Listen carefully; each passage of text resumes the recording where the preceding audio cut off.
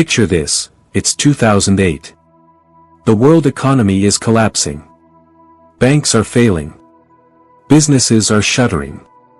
And in a modest Ottawa office, a 27-year-old German programmer named Tobias Lütke is staring at his bank account, wondering if he'll make next month's payroll.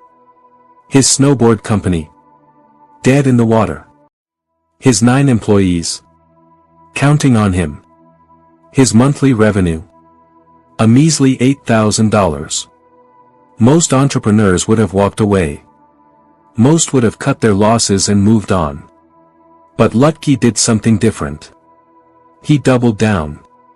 And that decision would create a $60 billion empire that powers over 4.6 million businesses worldwide. This is the story of how Shopify turned the worst financial crisis in modern history into its greatest opportunity. To understand how Shopify survived 2008, you first need to understand how precarious things were. Back in 2004, Lütke and his partner Scott Lake had launched Snowdevil, an online snowboard shop. But there was a problem: the e-commerce platforms available at the time were terrible. So Lütke, being a programmer, built his own. That custom software caught people's attention. By 2006, they pivoted entirely, launching Shopify as a platform to help other merchants sell online. The early growth was painfully slow. By 2007, they were making just $8,000 a month with a tiny customer base, mostly tech-savvy developers from the Ruby on Rails community. Then came a lifeline. Toronto-based angel investor John Phillips heard about Shopify through a friend whose CTO couldn't stop raving about how easy the software was to use. Phillips met with Lütke and was immediately impressed, not just by the product, but by the founder himself. Phillips wrote a check for $250,000, valuing Shopify at $3 million. It was enough to keep the lights on. Barely. But that was 2007. The calm before the storm. When 2008 hit, the global financial system nearly collapsed. Luxury purchases, like snowboards, were the first to go. Customers stopped buying. Snowdevil couldn't survive. While established businesses were crumbling, something unexpected was happening: entrepreneurship was exploding. Millions of people lost their jobs. But instead of waiting for someone to hire them back, many decided to bet on themselves. They started their own businesses. They became their own bosses. And they needed a way to sell online. Enter Shopify.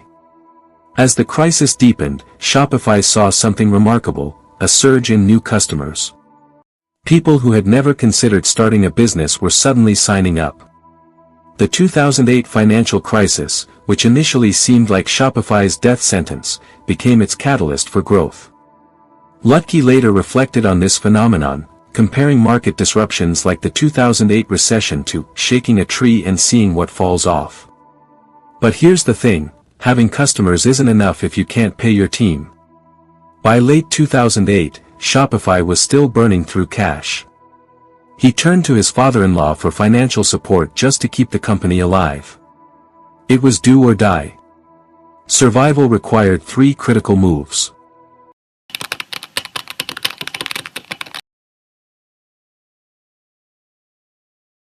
First, focus on the core mission. Shopify made a conscious decision. They would stop chasing every shiny opportunity and focus exclusively on helping entrepreneurs, especially small, up-and-coming ones, succeed online. What we're trying to do is take this really complex idea of internet entrepreneurship and make it as simple and straightforward as possible. Previously, they'd taken transaction fees as a percentage of sales, which actually discouraged merchants from making more money. They flipped the model. By 2008, this model was generating $60,000 in monthly recurring revenue, a 650% increase from just a year earlier. John Phillips wasn't just an investor, he became Shopify's secret weapon. He had spent 20 years as a corporate lawyer. He knew how to build companies. He was there at many important parts of the Shopify journey and was full of good advice, teaching me all the things I needed to know about running a company. In 2009, Phillips invested another $500,000. By 2010, he joined Shopify's board of directors. By late 2008, early 2009,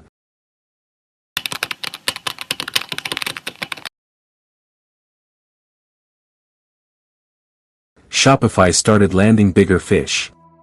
Tesla Motors, yes, that Tesla, signed up to sell accessories through Shopify. The company went from fighting for survival to fighting for growth. Between 2009 and 2010, Lütke faced a critical decision: would Shopify remain a small lifestyle business, or would it transform into something bigger? He chose bigger. Lütke reached out to venture capitalists and secured $7 million in funding. The money went straight into marketing. Another VC firm invested $15 million. By the end of 2013, Shopify had 80,000 customers and 300 employees. In 2014, the Globe and Mail named Lütke CEO of the Year. In 2015, Shopify went public with an IPO. The company that nearly died in 2008 was now worth over $1 billion. Today, Shopify powers more than 4.6 million businesses across 175 countries. The company processes over $235 billion in annual sales and generates $7.1 billion in revenue. Its market cap has reached as high as $60 billion. And John Phillips, the angel investor who wrote that first $250,000 check, his stake grew to over $2 billion.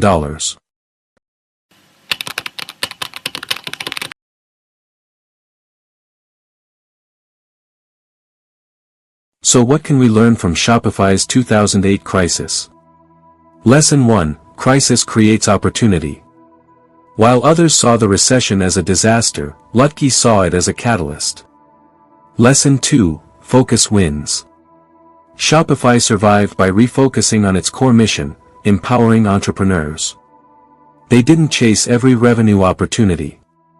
They stayed true to their vision. Lesson 3: Alignment matters. The shift to a subscription model aligned Shopify's success with merchant success. When merchants won, Shopify won. Lesson 4: The right partners change everything. John Phillips wasn't just money, he was mentorship, wisdom, and strategic guidance. Lesson 5: Survival requires adaptation. Lütke didn't stubbornly stick to selling snowboards. He pivoted. He adapted. He built what the market needed. As Lütke once said, almost every good decision starts as a bad one first. The failed snowboard seller became the rocket fuel of global commerce, empowering millions of entrepreneurs to build, launch, and scale their own businesses. The 2008 financial crisis nearly killed Shopify. Instead, it made them stronger. Sometimes your biggest challenge becomes your greatest opportunity, if you're willing to adapt, focus, and fight for it. If you found this story valuable, hit that like button and subscribe for more deep dives into business crises, turnarounds, and the decisions that shaped billion-dollar companies. See you in the next one.